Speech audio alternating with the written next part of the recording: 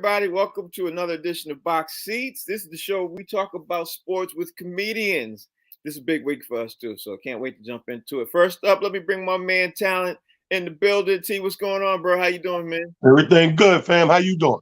I'm doing all right. I'm getting ready for tomorrow. It's Christmas Eve. You ready? Yeah. Get ready for tomorrow night. You know what I mean? That's how we get down. Also, my man Fig. Fig, what's happening, bro? Man, it's all good in the hood. Talent talk about Christmas Eve. Look like Frank got a Christmas present early. Ain't there some new glasses, sir? No. I've had them. So I'll let you know. You know what? The crazy thing about it is we are the original three of Box Seats when we first started the show. So now the show's growing, and I'm happy to see that we're growing. So being that we're growing, let me bring in Mike Sean in the building. Mike, what's happening, bro? Been with us what up, fellas? Mike, how long you been on Box Seats with us, man? How long it been? About a year? About a year. Yeah, because I first started, I was still in Texas. So I've been out here back in Jersey for like 6 months. So I started, it's almost a year. I think it's almost a year. Yeah, because we've been doing Box Seats for 2 years now, right, guys? Yeah. Sorry to hear that, Mike. Sorry you couldn't find nothing else to do, you know? We pulled you in our boring mess. It was just a text message from Rodney. I was like, oh, wait, they serious. I know these guys. I know everybody. All right, so I'm happy to say that we got a show coming up tomorrow, man, and we are all going to be in the building tomorrow, obviously at Caroline's. We're going to talk about more of that at the end of the show, and just to wrap this thing up. But T, I'm going to throw this out there to you first, man, because I don't really watch UFC too much, man, but Leon Edwards stuns Kamaru Usman with a late knockout to take the welterweight title on Saturday night at the UFC Championship, UFC 278. I don't know if you were shocked or not shocked. I don't know if Mike is the king of this of UFC. You ain't gonna believe this, Frank. You ain't gonna believe this. Yeah. I've seen it. Oh, you saw it? I never watch these things. I'm the first. And you know what's funny? When I watched it, I watched like 2 fights. I watched obviously the undercard. Then I watched like they had a special on with McGregor, and I watched a couple of fights, and I realized why I don't watch this stuff. This stuff drives me crazy. But yeah, it was a competitive fight. They already marked it up that he was gonna win, and he got upset. He got timing is everything. The lucky timing of that joint, boy, put him on his ass. Yeah, a good fight, though. Good fight. Yeah, it definitely was a good fight. Fake, did you happen to see it? See the highlights? Watch the game? Watch it live? What was your take? You know, unfortunately, I didn't see it, but I saw, like some of the replay, you know what I mean? Highlights, if you will. Man, when it comes to fighting, as long as you're conscious, there's always the chance of what they call a puncher's chance. I think that's what they call it in boxing. And I would have to say that it goes with the in the octagon too, man. Look, you one punch or one kick away from an upset. Yeah, and it's a wrap. So, Mike, you are the boxing aficionado. I think I said the word wrong, but you the guy in boxing who basically knows more about all the stuff than us, man. So, can you talk a little bit more about this, man? Can you tell me a little bit more about how big of a stunning was this? I mean, it's a Buster Douglas, Mike Tyson type of thing for the UFC. That's where it's at. And they do a smart thing, because I'm a sucker. If I'm sitting there and I'm watching the preliminaries and you give me those for free, chances are I'm getting the pay-per-view. Like, once you got me there, because I'm so into it, and I'm like, so when I watched it, he just got super comfortable. He just knew everything was okay. And you could never think everything is okay in that cage or that ring. Like, it's never okay till it's done. And you could tell he was lackadaisical and he was chilling. And the one dude, I give him credit, his corner stayed on him. They kept telling him, dog, stop feeling sorry for yourself. Like, why are you feeling sorry for yourself? You still got a shot to make this happen. Them trainers did some classic motivation, I'll tell you that. So it was a good pay-per-view. And that's the problem, like boxing. That's the problem. We just don't have enough of that in boxing right now.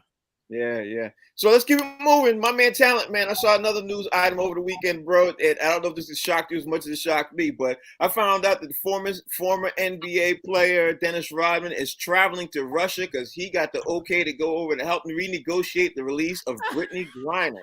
From the NBC News, they said that they are handling that. Now, the thing that shocked me about this, I ain't gonna lie, and we might have to talk about this in Carolina. I'd be really upset if the United States sent over the diplomat they sent over would be Dennis Rodman to help negotiate my release.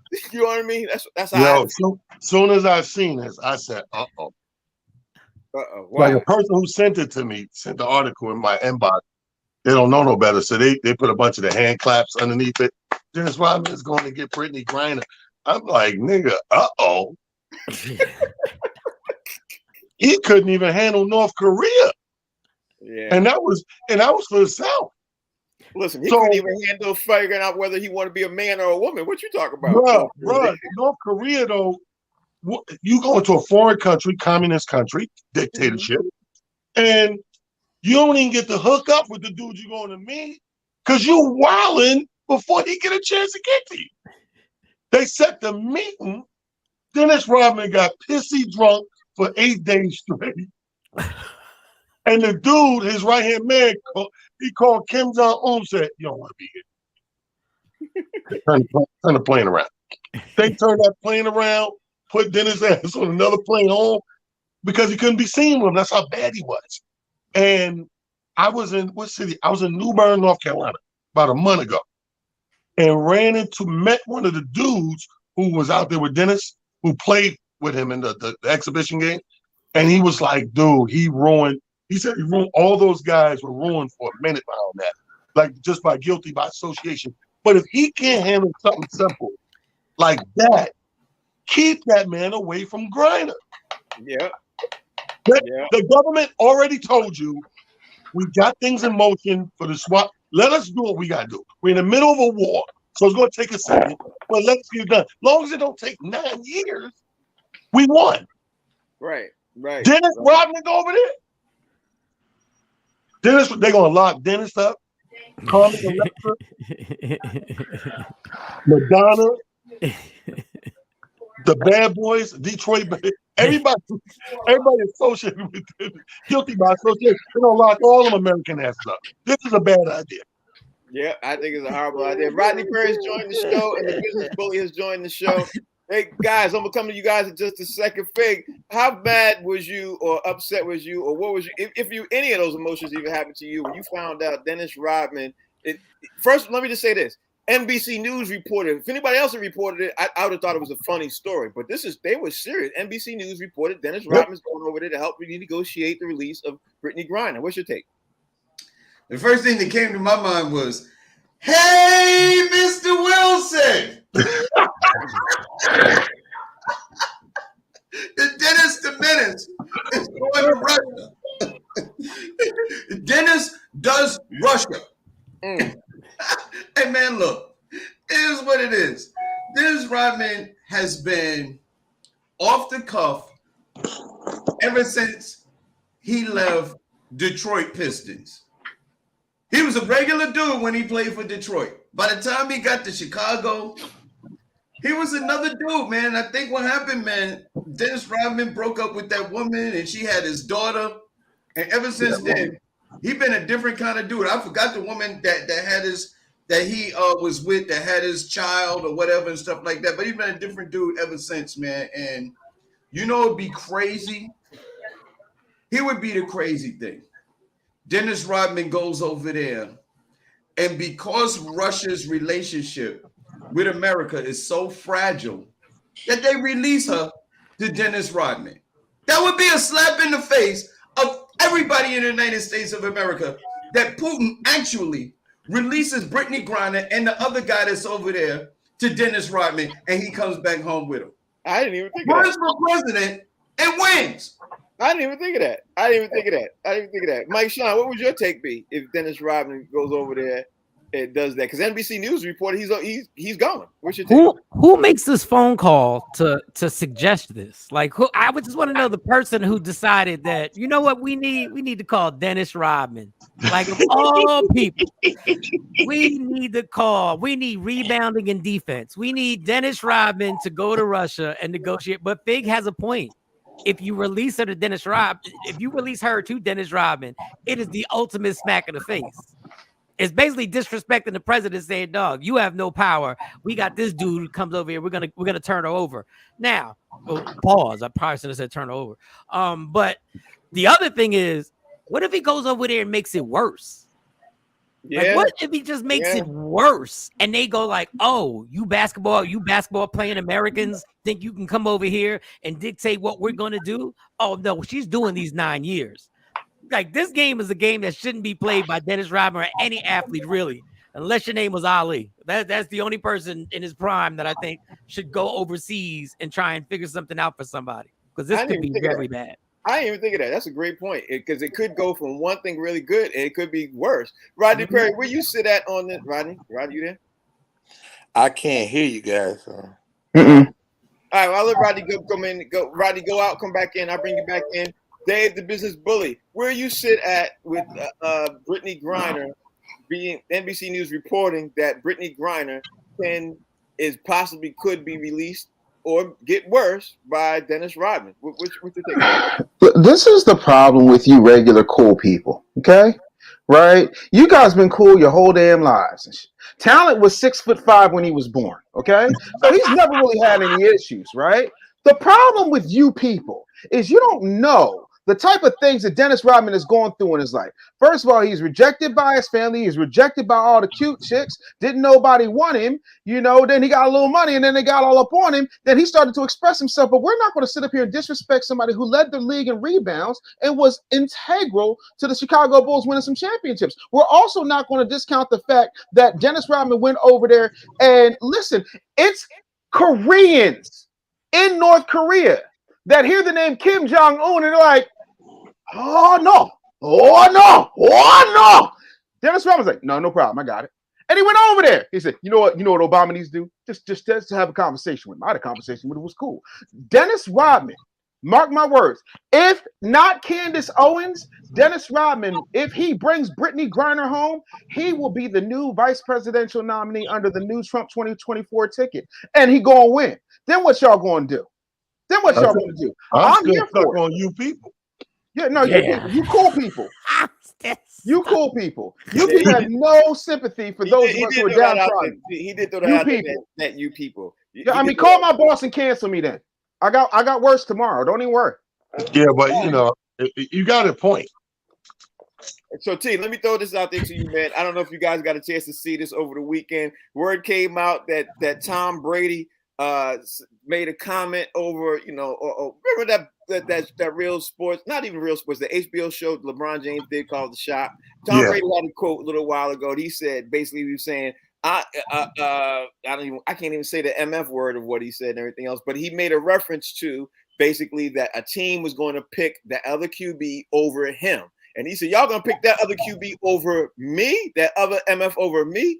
Come to find out, Rob Gronkowski released the news saying that other team was the Oakland Raiders. Tom Brady and Rob Gronkowski were almost traded to the Oakland Raiders, and Tom Brady had words for that. When you hear about that Tom Brady and Gronkowski was almost on the Oakland Raiders, what's your thoughts? Now that we know he was talking about Derek Carr, what's your initial thoughts when you hear about that? I think it's hilarious. First of all, these guys might be sleeping together. So why couldn't it be Tom and anybody else on the team? Tom and Gronkowski? Come on. Let's look at this, man. Because since it's Gay Pride year. Gay Pride year? Don't it's out of control. Don't it feel like it? It don't feel like it. It feel like Gay Pride decade. It's Gay Pride. Let me tell you something. There's so much Gay Pride out here. They took all the letters out of the alphabet. Listen, in the NBA, we couldn't give them the MVP. Just gave them the P. Listen, this is what I think. I think that them two on the Raiders would have been, first of all, the West Coast would have ate it up. It would have been fun to watch for them. But I think for football in general, is you ever see those moves that get made in the NFL that just feel awkward? Tom Brady and Gronkowski together on the Raiders just feel in my brain, picturing it, awkward as hell, Frank.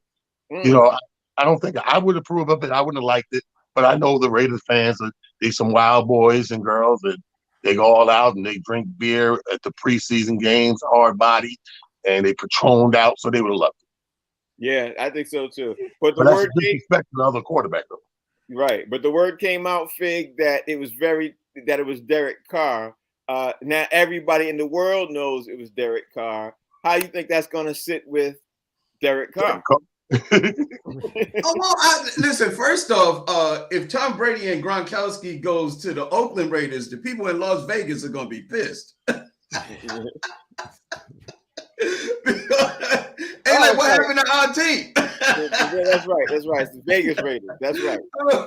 But I think it's good for Derek Carr, and I'm going to tell you why. That means his coach stood up for him. John Gruden, which was the coach at the time, said, "Nah, we're not doing that. We good with Derek Carr. We good with with the quarterback that we have." And they would have had to restructure the whole team to fit around Tom Brady the same way that the Tampa Bay Buccaneers did. And they wasn't willing to do that. So they just said they passed because of all of the moving pieces and parts that they would have had to shift around to help Tom Brady be able to be in a position to win. Yeah. Tampa Bay did it, and they got a Super Bowl out of the deal. Were they smart? Were the Raiders dumb? I don't know. This year might be the proof in the pudding. Yeah, but Fig, let me just throw this out there, and I'm going to throw it out there to Mike. I think they were trying to close the deal because Oakland had just at that year, or was it the year end, they got Gruden as the coach, and then they switched to the Las Vegas Raiders. You know what I mean? And they were trying to make a big splash. Remember, at that same time, they just finished paying Gruden $100 million, and they wanted to make another big splash with the QB. So maybe that's why they were trying to do it. Mike, what's your take? My take is I'm more mad at Gruden for doing this dumbass move than I am at all the racial slurs he said. You gonna keep Derek Carr? You gonna keep Derek Carr and Tom Brady and Rob Gronkowski are willing to come to your team and join your team? You're gonna turn that down? Now, I agree with Talent. Tom Brady's not a Raider. Like Tom Brady wouldn't even look right in an intimidating uniform. Like right. he looks like he's a Buccaneer or a Patriot. He's not a Raider. But Gronkowski is a Raider. Now, Gronkowski would fit the whole attitude of what the Raiders are about. But for John Gruden to actually say, I'm going to stick with Derek Carr, and for that ownership not to fire him when the Tampa Bay Buccaneers the next year win the Super Bowl, like I would have fired him immediately. I said, you said we didn't need him. Obviously we did. Yeah. But that is an amazing. The fact that Gronkowski, you could tell he's never coming back to football because he's telling all the stories now. That's the most dangerous person to have as a friend. A person who drinks a lot and ain't got nothing to lose anymore and got money for days. Well, the original offer was for Gronkowski, but he said you have to take my boyfriend too. Now, and that's where it got hairy. Oh. The funny thing is, and I would say this to you guys, everybody here too, is I think if that had happened, a lot more other players would have came to them. Like, because Tom Brady attracts players who want to come. Ooh, I should say pause there, huh, Mike?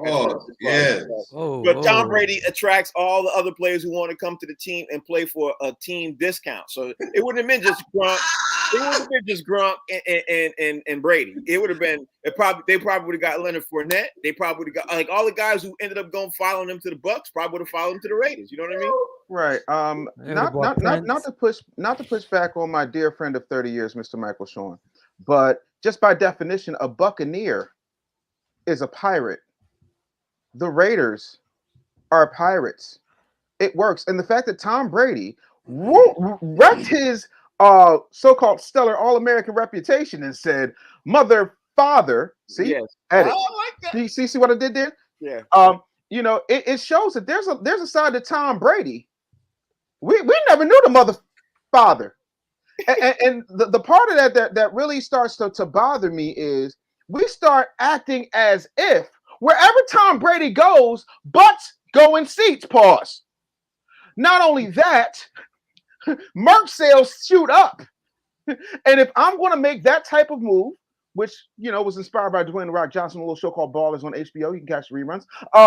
I'm going to tell you straight up and down because I mean, come on, that's too on the nose. How you go? We're gonna go from Oakland to Vegas, and then it happens in real life in the same year. Yeah, I would have got Gronk too.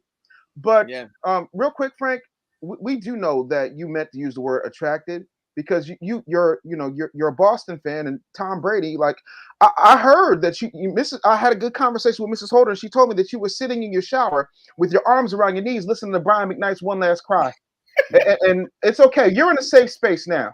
Tomorrow night, not so much, but today. Hold on, sit in the shower. Sit in the shower.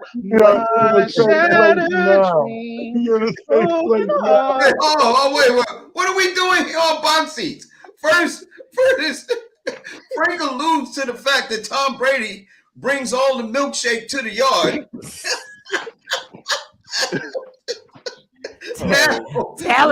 Talent claims Tom Brady. Brian McKnight, One Last Cry. What's going on here?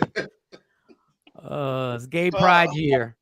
I can't wait for the gays tomorrow. I have so much to say to the gays tomorrow. There's gonna be a lot to say to that. All right, so before we jump back into the NFL, I gave you all a little bit of homework in the NBA because there's some NBA dudes that jumped out too that gave me some questions that I want to ask too because like for example, I saw Miami Heat. Udonis Haslem says he's returning for his 20th NBA season, and that got me to thinking. I was like, okay. So there are teams that are making moves, obviously, to win an NBA championship, right? So talent. Which 5 teams do you think can win an NBA championship in the next 5 years? And of those 5, which ones of them do you think they'll make a major trade, or will they stay the same to do so? So you got 5 teams. And I don't know if you got your 5 teams ready. Come right back to me. Let me get mine together right now. Fig, you got your 5 teams ready? Yeah, I got mine. All right, Fig, you go up first. Which 5 teams do you think can win an NBA championship in the next 5 years? And will they make a major trade to do so? Which one of them will make a major trade to do so? Give me your 5. Number 1, I got on the list because they're young and a dope team. The Memphis Grizzlies with John Morant and them boys. And I don't think they really have to make a major trade to be able to get there. The Dallas Mavericks. Now, I think Dallas is going to need somebody. So I think Dallas would have to make a major trade to be able to get another chip within the next 5 years. But with Luka and them boys they got around them, I think they could really do something. Next on my list is the Boston Celtics. I'm not really sure if they need to make a major trade. I think if they come back healthy and they all firing on all cylinders, I think the Boston Celtics could possibly get it done within the next 5 years. Next on my list is the Milwaukee Bucks, another team that I think has the potential of winning another one within the next 5 years.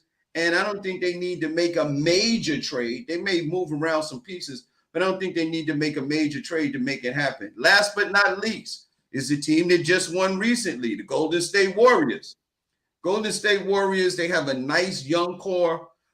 They may get another veteran or two, you know what I mean, to solidify their bench. And I think they have a strong chance of getting another one. All right, Talent, you ready? Oh, it look like he ain't ready. I am. I'm ready. God, give me your 5. What's your 5? All right, so I'm gonna go with the obvious at the top of the list is the Lakers because that's what LeBron does. You go shopping. I say it every year.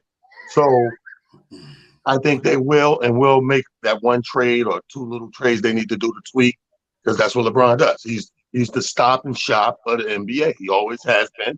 You know what I mean? And he always will be. He's going to go out. He's going to force his way out when he's done with the biggest bang that could possibly happen. So Lakers at the top of the list. I'm going to say something that everybody's going to disagree with. I think Portland, and of course they will have to make a big trade to make it happen, but I think they will. I think that's why Dame is hanging around here. I think they know something we don't. And I think Portland's in that list as number 2. Number 3, I'll agree with Fig with Memphis. But I don't think they may make a trade, but I don't think they have to.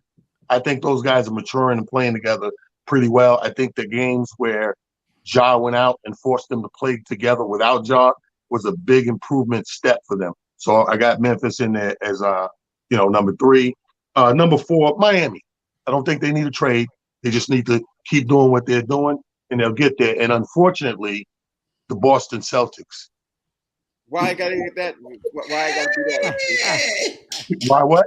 Why I gotta be unfortunately? Why I gotta be all that? Because it's my list. And on my list, look right here. I wrote, unfortunately. Mike Sean, give me your 5 before the team be disrespected by team support. Give me your 5. Well, I'll start where he left off with Boston. I think that's obvious. Memphis, I think, has a good shot at it. They got a young team. Wait, any trades on either one of those teams that you're picking? I don't think there'll be any. Well, you guys already made the trade or the acquisition that you needed was to bring the point guard in there. Brogdon.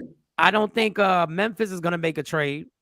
And I don't think the Clippers. I got the Clippers on here. I don't think the Clippers need to make a trade. I think they'll be solid in there.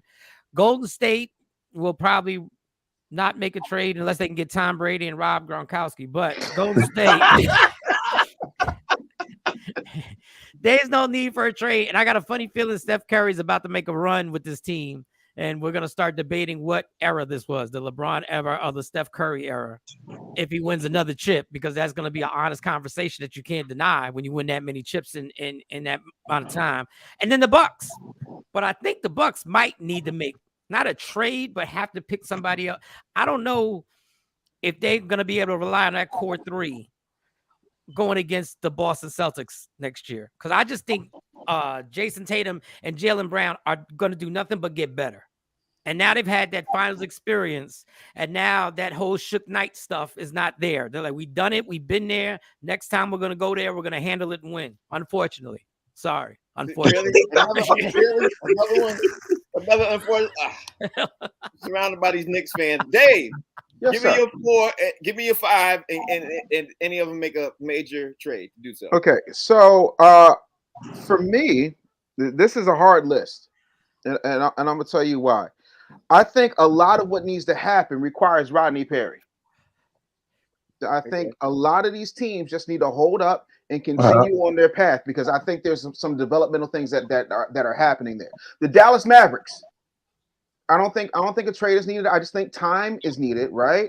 I think what's happening with Jason Kidd is nothing short of phenomenal. I think in 5 years it's going to happen, and then Mark Cuban will be insufferable yet again. I think New Orleans.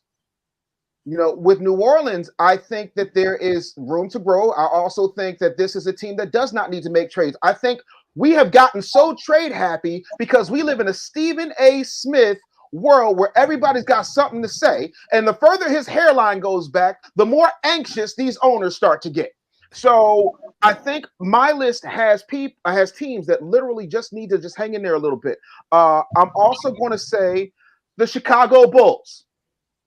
5 years it's going to happen, because they're going to build around that ball kid. It's already starting to happen. It's already starting to gel. And I dare say it, go on a limb, in 10 years, you're looking at a dynasty out of Chicago again. I do not like this team.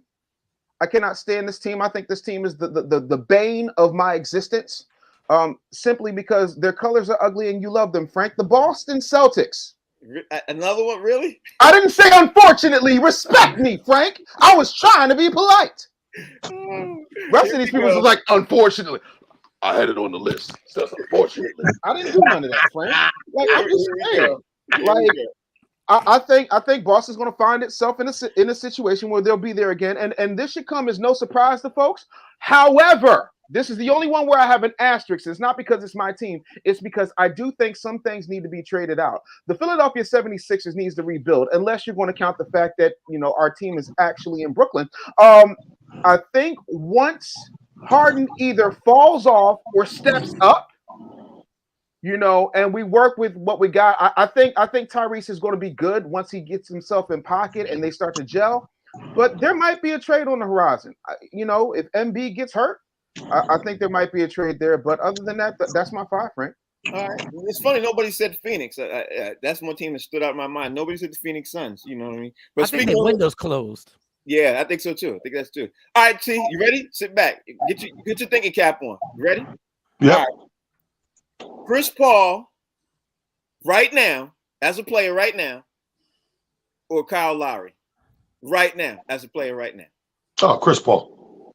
Really? Yeah, absolutely. It's not even close, man. Really? They're both to me on the same side of the hill. But when you look at the facilitation of the point guard position and the basketball IQ, I'm going with Chris Paul. It's not even close. All right, see, I asked that purposely because the way Chris Paul fell off in the what was it, second round of the NBA playoff. That's why I asked that purposely. I was like, he fell off dramatically. Maybe because he was hurt. What do you think Kyle Lowry did? Grew up. That's what I meant. That's what I'm saying. But Kyle Lowry played a little bit better in the playoffs than he matured. It's a close call. It's a close call. Fig. It's not close. Paul George or Kawhi Leonard? Wait, Paul George or Kawhi Leonard? Yep. Right now, I would. Dag, man. You know what? Paul George, because he plays more. And that's the only reason. I don't know. You never know with Kawhi Leonard, man. That's the only reason. Like, I think Kawhi Leonard is a better basketball player than Paul George. Hey, Fig, Paul George, because we've seen him. We don't even know if Kawhi's alive. Kawhi is a snuffleupagus. I haven't seen Kawhi Leonard since he did that commercial with the King hanging from the rearview mirror thing, man. As soon as I see Kawhi, I'm gonna be a Kawhi fan again, but I gotta see him. Yeah, I don't know. You don't know what Kawhi's gonna do. If he tweaks his ankle, man, we may not see him until 2035. Hey, real quick, Fig, Dom DeLuise or Dick Van Dyke? I take Dick Van Dyke because he's animated. I like Dick Van Dyke. Wait. You like Dick Van Dyke? I like Richard Van Dyke. Richard. We love Richard Van Dyke. His intro was the best intro for a TV show. I definitely got to have you all use that tomorrow. I like it because it's three names, Frank. Dom DeLuise, Dick Van Dyke. There's no relation to Della Reese. James Harden or Kyrie Irving? You already know what he gonna say, Frank. No, hold on. I'll take Kyrie. I've seen Kyrie make big shots in big games. I've seen what he did in the finals when he hit that 3-pointer. I've never seen Harden make a big shot in the playoffs. I just haven't. Unless it's the first round. Now, in the first round, he is the MVP of the entire playoff season. But once you get to the second round and you've been up 3-1 how many times? And you was the leader of that team? Yeah. I got to go with Kyrie. Okay. Minus the vaccination. Minus the vaccination. Damn. Yeah, because I ain't got a problem with him. Jaylen Brown or DeJounte Murray? Oh, God. You give him Harden? Yeah, I did that versus Kyrie. I did that purposely. Your question is not mandated, Dave. Go ahead. I'm sorry. Could you repeat the question? Jaylen Brown or DeJounte Murray? Oh, Jaylen Brown all day, every day. Thank you. Really? That's it? No, okay. No, all that's right. it. Right. See, now when I cut it short, y'all were like, well, that's it. All right, okay. I can't win. Question for everybody. I'm gonna start giving you all time to think, but talent, he ain't gonna get no time to think because he's up, he's the headliner. He up first. Kyrie Irving or Allen Iverson in the height of their day? Oh, damn. Wow. Damn. I can't disrespect Allen Iverson. Wow. I got to go with Allen Iverson. I mean, we said this a while before. The one thing that he did that you always got to put him at the top of the crop is how far he took that team of misfit toys. He had a team of misfit toys. Remember that the Allen of misfit toys? That's what the Sixers looked like when Allen Iverson took them to a chip. We ain't heard of nobody on that team ever again. He took the CBA to the NBA Finals. Nobody likes any of you. So I go with Allen Iverson. Okay, you go Allen Iverson. Fig, you got Allen Iverson in the height of his career, and you got literally Kyrie Irving in the height of his career. Who you gonna take? I take the Warrior all day, every day. AI, man. AI was a warrior, man. He was a football player in a basketball player's body, man. He just every single night, he brought it, and he got knocked down because that was still the era of knock you on your behind, man. So I got to give it to AI, man, because he took his lumps, man, and kept coming. He did it through the crack epidemic too, Vic. Yeah, Did he? that's true. Listen, I don't know what that has to do with this question. I don't even. I thought you knew what I knew. Never mind. All right.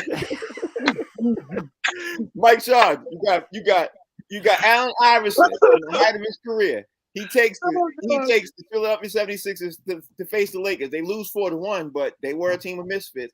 But Kyrie Irving took the Cleveland Cavaliers to a chip against the Golden State Warriors in the height of his career so far. Who are you taking?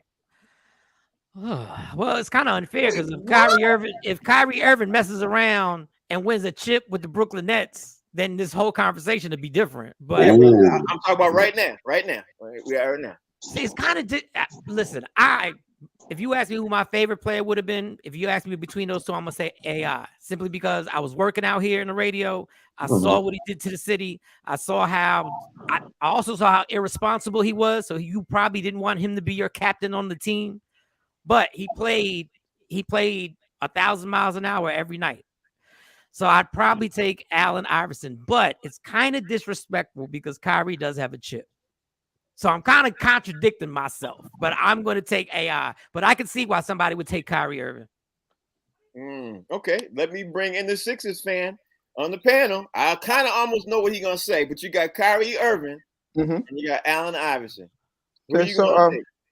Frank, when Allen Iverson took the mutants from Table 9 to the championship by himself, that's 1-on-5. That's fact number one. I was touring. I was in North Carolina with Reginald Ballard and Rudy Ray Moore.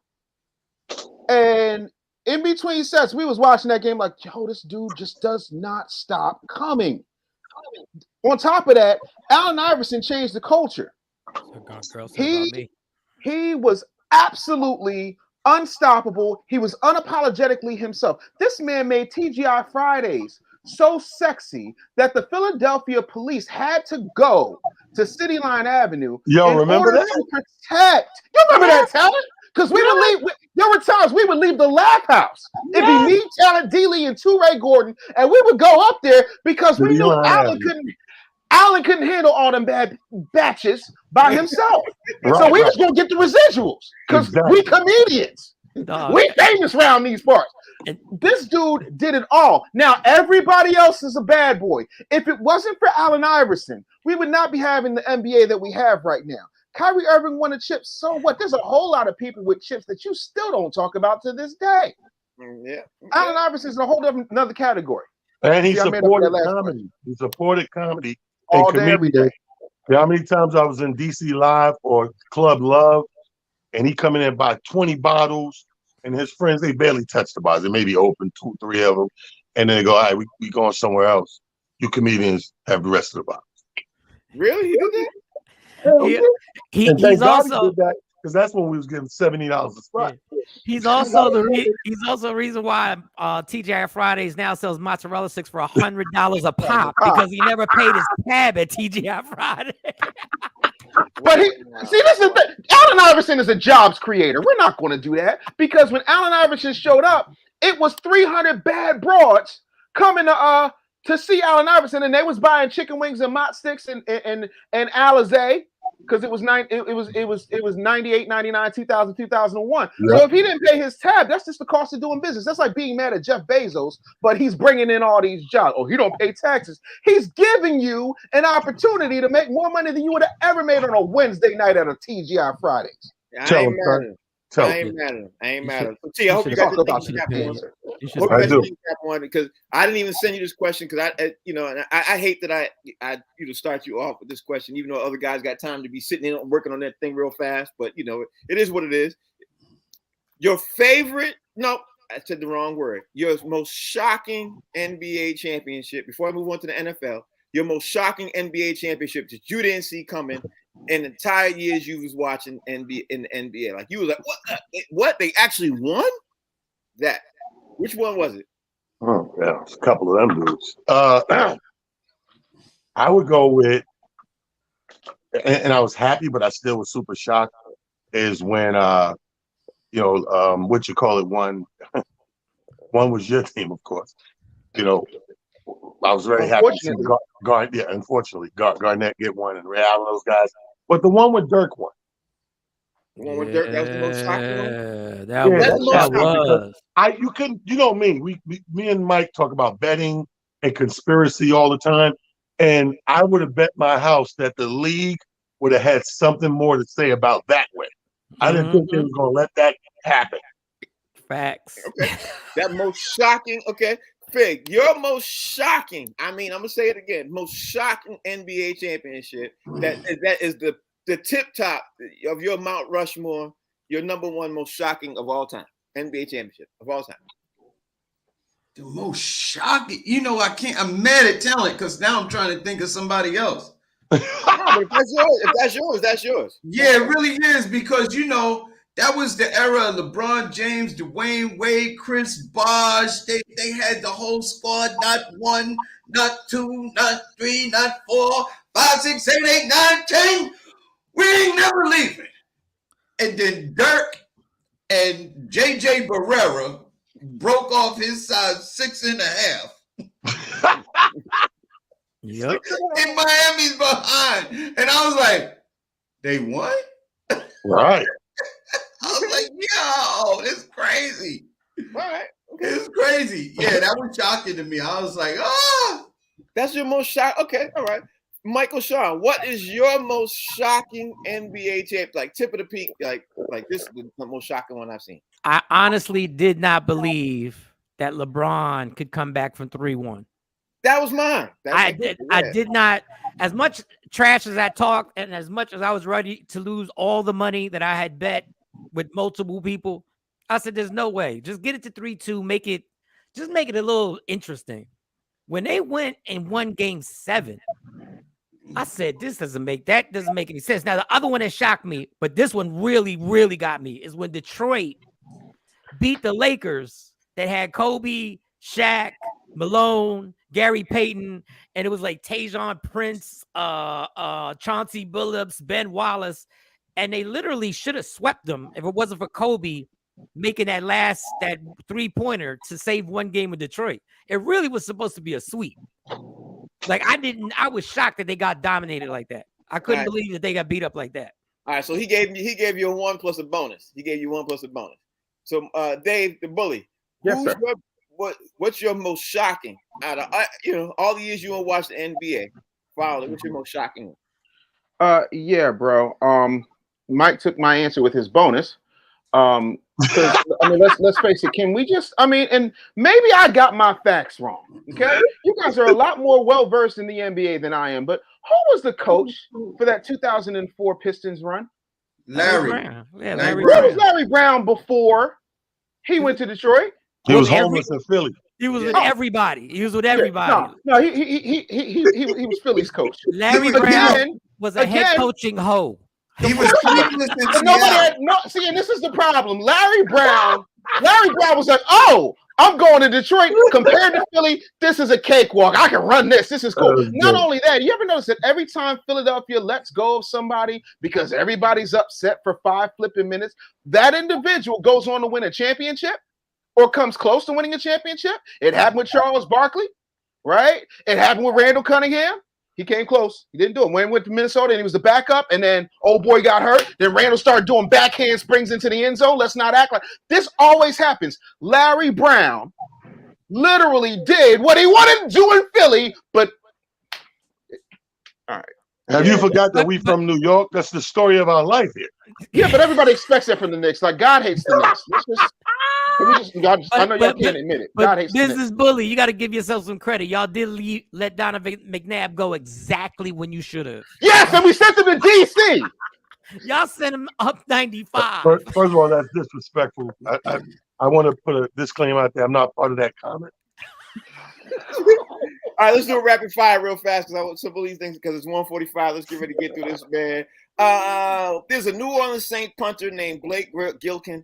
He got a random drug test. He did punt the ball for the first time for 81 yards. And then he got a random NFL drug test immediately after the game. People are upset that happened. It's supposed to be random. Like, that's not supposed to happen. You should have did it before the game and everything else. When you hear about that, T, what was your take? Well, that's the definition of random. Yeah, when you least expect it.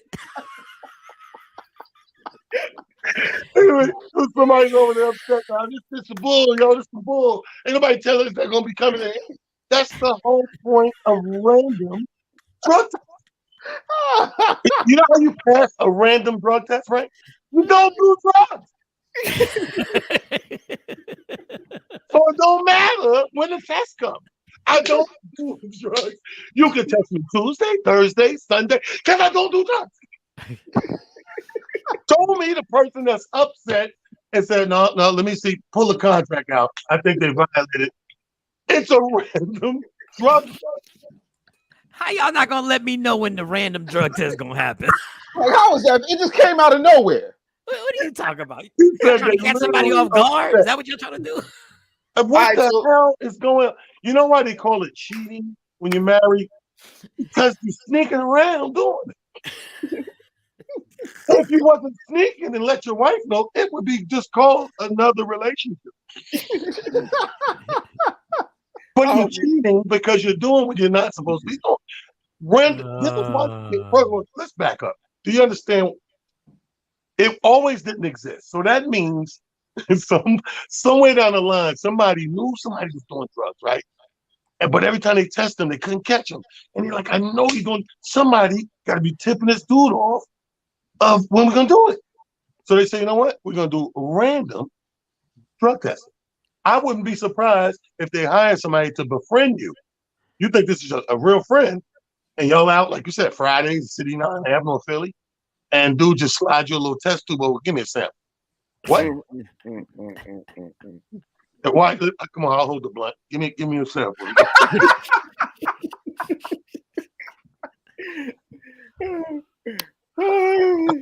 I don't know, Frank. That backwards. Oh God. All right, Fig. Jameis Winston returns to practice over the weekend, man. He did 7-on-7 drills. He looked really good. Jameis Winston looked like he's gonna be starting on time. Looked like everything looked good for the New Orleans Saints QB. Everything else. Would you hear all this? You know, the Saints fans got to be excited about hearing about this, Fig. What's your take? Hey man, I've been trying to tell everybody, man, since Tampa Bay let this kid go, man. He did not have the right coach, man. His coach was risk it or biscuit. And do you realize that Tom Brady didn't play that way? And when Tom Brady was playing that way, the Tampa Bay Buccaneers wasn't doing good. When Tom Brady turned that team around and started playing his brand of offense, the Tampa Bay Buccaneers started winning. This kid, Jameis Winston, is going to turn the NFL on their head. Remember, I told you, he got that eye surgery, the LASIK surgery. He's got a different team and a different coach, somebody that believes in him, and this kid is going to turn the NFL on his ear. Michael Sean, rookie defensive end Kayvon Thibodeau, said he's fine after that blindside hit that he took against the Cincinnati Bengals on Sunday night. It went directly to his knee. He got hit by tight end Thaddeus Moss, and it looked like it was in the second quarter. It kind of looked bad, but it really is a legal play. A lot of people are upset about that. What's your take on that? Technically, it's legal, but it's a dangerous play. But it is a legal hit. But let me get back to this punter. If you kick a ball 81 yards, I'm drug testing your ass while you still on the field. Like, you're not even gonna get off the field.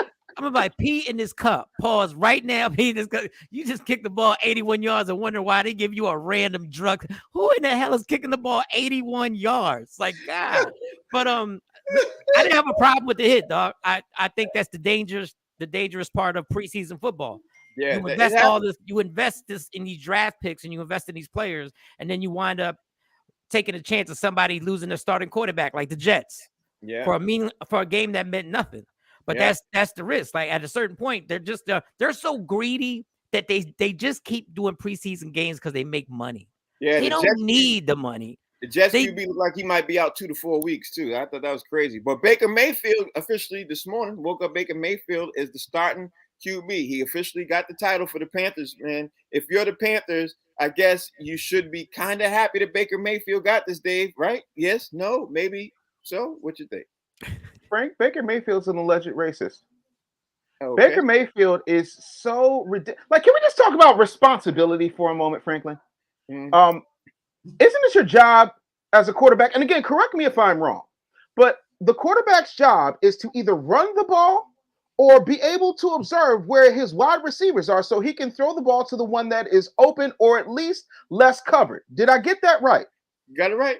Yep. So if you had an entirely open, healthy Odell Beckham Jr. and you rarely threw to him, and it's your job to throw to the almost always open man, why would I be excited to get that? This dude is you know what this dude is like?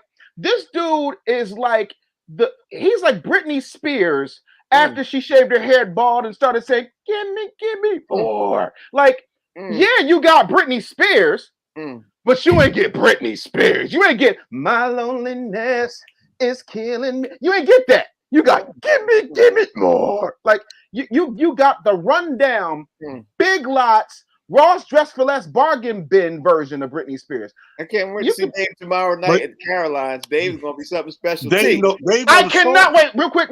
I want to put this out there so that nobody gets this upset. Okay, these gentlemen, they can be canceled. These gentlemen have relationships with clubs and promoters and all of those things. I'm a businessman. You can't call nobody. So what I say, don't hold it against them. But if you sensitive, I'm the guy you go get your nachos on because I'm about to hurt your ass. Okay, continue. Time in. Hey, Dave will be there with us tomorrow on the 23rd. We got the show Box Seats live on Broadway, Caroline's on Broadway. Come see my man Dave. He got that same hat in yellow. He's going to be with Curious George. Why you what was that man's name? The man in the yellow hat.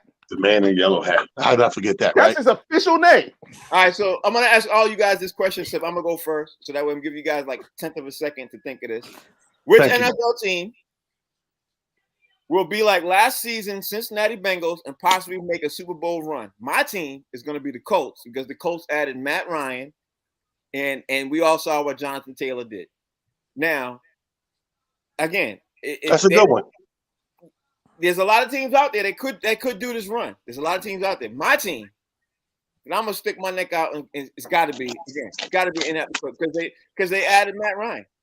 Right. So, T, you want to go first with this, or you want me to come back? Yeah. I disagree. I'm gonna go with Denver Broncos. Okay. They added the boy. Sierra's coming out the backfield. Or coming out the backfield. Russell's coming out. Somebody coming out the backfield. The point is, Russell's over there. They're looking pretty good. They're looking pretty organized, man. Like that. It reminds me of when I seen my man suit up over there, bro. Ain't gonna lie. When Peyton first went over there, and everybody's like, "How's this gonna work?" And he went in there and just watching them first early games, he was like, "They look well-oiled machine," and that's what Denver looks like again. I would say Denver. Okay, Denver. Fig, who is your NFL team that could make a run like Cincinnati Bengals made last year that nobody saw coming? Hey, man, I'm going to tell you, I'm going with New Orleans, man, because guess what? Ain't nobody talking about New Orleans because everybody wrote off Jameis Winston. They ain't got no quarterback. Sean Payton left. Ain't nobody paying no attention to them at all. And you know what it is? When you don't pay attention to somebody, they kind of sneak up on you. But when you win, that's when you become the hunted. These guys are the hunters now. Ain't nobody paying attention to them. Ain't nobody paying attention to the Saints. Nobody. Yeah. They ain't on nobody. They ain't on ESPN, FS1. Ain't nobody. They say, they got Jameis with Sean Payton left and pay them no attention. They're going to be kicking some behind. Watch and see. Michael Sean, who's your shocking team that could make that run? I'll tell you who's not going to make the run. That wasn't the question. I hate this guy. The Bears ain't making a run. The Lions ain't making a run. What about the Tigers? The Giants. Nobody in New York is even running. We're not even allowed. We're not even allowed to run in New York anymore. That's how bad our football has gotten. Everybody has to power walk. So funny. I would take. You know what? I would take a shot on Miami. The Dolphins might make a little run. I think Tua being healthy and I think the guy's taking a lot of criticism, and it's kind of unnecessary because he was drafted so high. But I think a healthy Tua with Tyreek Hill and their running game they can make a run at it. All right, we'll see about that. Even though Tua threw 6 interceptions in the last 2 practices, we'll see. I mean, but this whole thing, the fact that we are so desperate for stats that we count the stats that happen in practice, That's when you're supposed to try things in practice. That's when you're supposed to try and make that throw. You're right. That you wouldn't normally make when it's 2 minutes left in the fourth quarter. Yeah, and it's only 6. Ain't nobody counting. Dave. Yes, sir. Who's your team that could make that surprise run in to get to the Super Bowl?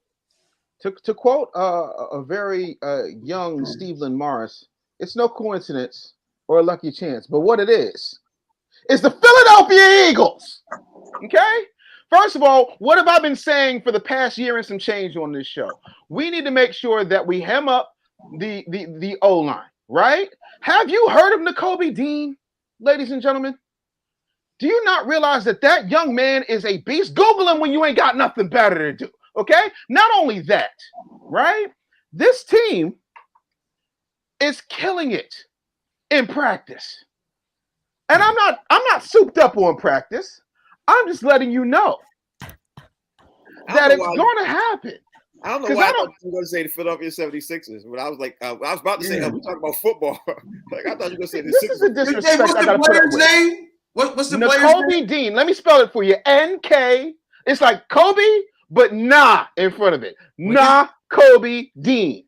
Is he any relation to Jimmy Dean, who also makes sausages? Pause. I'm not talking about sausages one day away from Caroline's on Broadway. I'm not talking about sausages with you, Fig. We're not doing this. We're going to be in the same room, sir. Yeah. So that's the show. Your quarterback's last name is Hurts. Jesus Christ. Not a good thing, yeah. Yeah. Talent, you get the first one, Dave. Everybody out there that can follow you, bro. And you look like you had a great weekend, too. Oh, yeah, I had a wonderful weekend. Shout out to Arugas in Jersey. Back-to-back Saturday and Sunday. We killed it out there. Kenny Williams was on fire. Aldo was on fire. Got to work with a couple of comedians I ain't seen in years. Robin Montague killed it. Wow. Original Def Comedy Jam. So she came out. We had a good time. And you want to follow me? Follow me tomorrow. As soon as you get off work, if you got a job, come right there Broadway. Come see us at Caroline's on Broadway. If you need any more information, it's up on the page. Talent the Comedian on Instagram. It's just comedy on Twitter and King Talent on Facebook. And my man Fig, talk to me. Yo, man, all social media platforms at Comedian Fig. This weekend was absolutely amazing. Did a show for the 7th Regiment Marching Band 20th anniversary, man. Was off the chain yesterday. 23rd, tomorrow, Tuesday. Doors open at 7. Caroline's on Broadway. I'm there. Talent's there. Mike is there. Rodney is there. Frank is there. Business Bully is there. Mm-hmm. Are you going to be there? We're taking a lot of pictures tomorrow, too. Michael Sean, you're looking to see you guys there, too. Mike Sean, talk to me. We will be in the building. Listen, man, I'm back in these streets. I'm just letting you know I'm hoeing it up. So everybody who wants to flirt with me, let's go. I'm single. I'm back. You might want to see me on Tinder. No, Tinder? We'll see you at Caroline's tomorrow night. Listen, Dave, talk to me. First of all, I want somebody to look into the fact that Talent has been putting cameras in my house because I got a brand new hat for tomorrow night. I ain't even opened this hat yet. You know what I'm saying? So like this hat, it might be yellow. It just might. Tomorrow night, I'm telling you right now, if you're gay, don't come. If you're black, don't come. No, we still want them to pay to come. No, I'm just playing. I'm just saying. Your feelings are gonna get hurt, and you're gonna try and find somebody to cancel me, and ain't nobody gonna care. Oh my God. Ain't nobody gonna care. I ain't got no job. I have nothing to lose tomorrow. I'm saying everything I want to say. And you will love it. After the show is going to be off the chain too. That's going to be an uncensored show too. I'm looking forward to that. Talent's going to be there tomorrow night. Fig going to be there. Michael Sean, Dave, Rodney Perry. He's going to be closing out the talent, the actual comedy show. Y'all get 2 for 1 tomorrow. Caroline's at Broadway. So needless to say, we won't be broadcasting live tomorrow. We will not be here. It'll be a repeat probably of this show. We'll be playing tomorrow because we all going to be traveling to Caroline's. What time is it, Frank? Caroline, what time is what? The show. Like, is there a name at the list? Because, like, you know, some random dude in yellow hat show up and they're gonna be like, you ain't even on the vote. Let me answer each question at a time. Michael Sean, the time for the show, doors open at 7. Show starts at 7:30. Bam.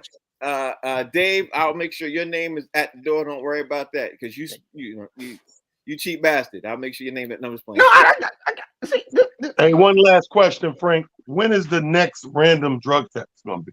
Yeah, when is that? Right after the Let show. us I want to know. be ready. I want to put it on my phone. It's gonna be right after the show, so make sure your urine's clean. We're checking it as y'all come through the door at Caroline's tomorrow. Hey y'all, hope my ending credits don't stick. We'll see y'all live tomorrow at Caroline's, and we'll be live back here tomorrow. Thank y'all for watching, and all the people who are watching. If y'all could make it, come on down, come through. You get to see everybody live and in person, and to see the comedy show. Drug test right after the show, guys. Right I'm testing positive for gravy. After the show. I got it. Michael Shaw, it's right after the show. We're doing alcohol testing too, right after the show. Oh God! Well, the only person passing is Fig. And me. I don't drink neither. We figured I don't drink. We'll see y'all tomorrow. Thanks for watching. And let's see if the button stick.